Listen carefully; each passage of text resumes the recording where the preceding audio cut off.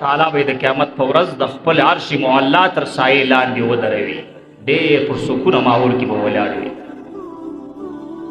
نو هر سړی امام څوک نه سو، د کور خو امام یې، د خپلو بچانو خو امام یې، کم سے کم د یو 5 کسانو خو امام یې. هر سړی امام سوی، لہذا تر خپل حده په خپل بونډرۍ کې دننه په انصاف کار کوه، په عدل کار کوه، بې انصافي مه کوه.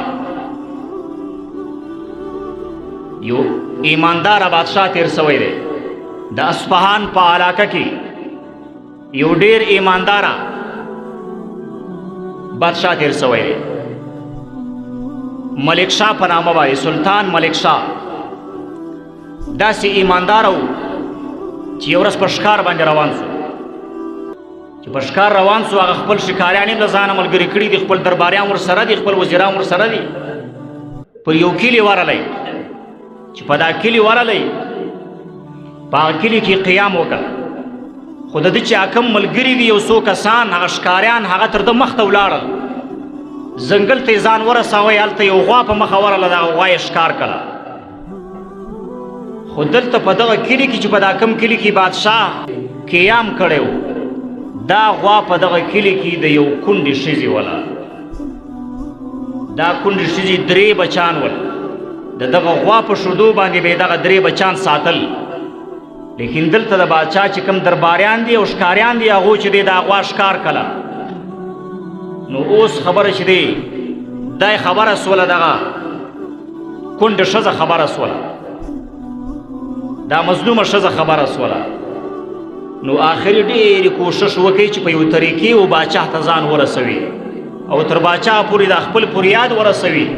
خو لیکن د بادشاه چې کوم درباریان او مشران ول، دوی دای د بادشاه و ملاقات ته نه پرېښوله. خو بالآخر دې ته اطلاع میلاو سوله چې د اصفهان په علاقه کې یو ډېر لوی نهر دی، زندره په نامه باندې یو نهر دی. د هغه نهر پر پل باندې چې دی د بادشاه ګذران دی، بادشاه چې ځي واپسي پر دغه لارې باندې، دغه د نهر کې چې پر دا نهر چې کوم پل دی، پر دې پل باندې بادشاه ځي. لہذا و دغه ځای ته ځان ورسوه، شاید د دې بادشاه دی ملاقات وسي. دغه کونډه ښځه را روانه سوله، ولاړه، هغه پله ته یې ځان ورساوی، پر پل باندې کښېنستله.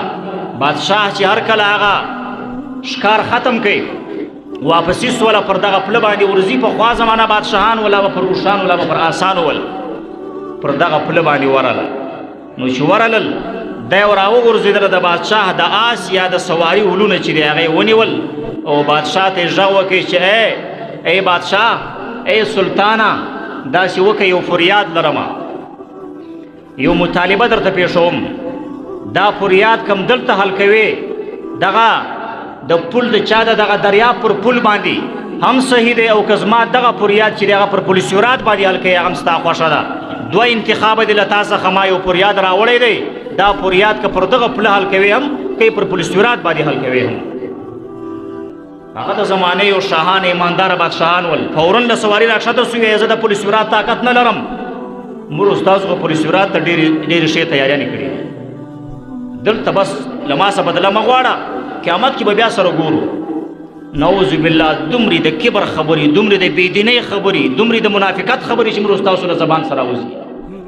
بادشاه دی د وخت سلطان دی، ملک شاه فوراً له سوارۍ سره راکښته سوی او څه یې ورته وویلې، وایي زه چې دی د پولیس ورات طاقت نه لرم، دلته شکایت پیش که، څه شکایت لرې چې دلته یې د هغه معاوضه درکړم، چې دلته دا مسله در حل کړم.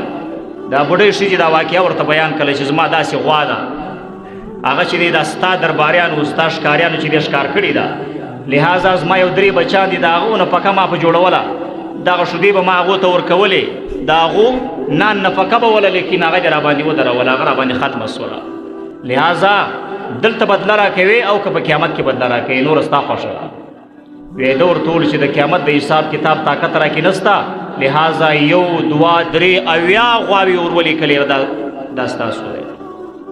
دغه بوډۍ او دا کونډه ښځه ډېره خوشحاله سوله او را روانه سوله، په دعا وسوله. نو قدرمنو داسې سربراهان ول، داسې آزاد خیاله انسانان چې خپله خبره به په ډېر آزاد خیالۍ سره ورته پیښوله، شاهانو ته، د وخت باچاهانو ته. او هغو تم الله داسې عالی او صلی ورکړې ولې چې ډېر په غور باندې به یې د خپلو رعایا او د عوامو خبره اورېدله.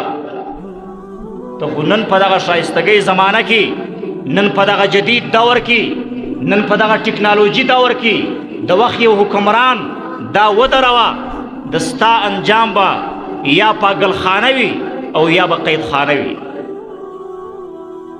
دا انسانان ول له هره خوا څخه د رحم او د ترحم معامله وله، داسې د انصاف معامله وله.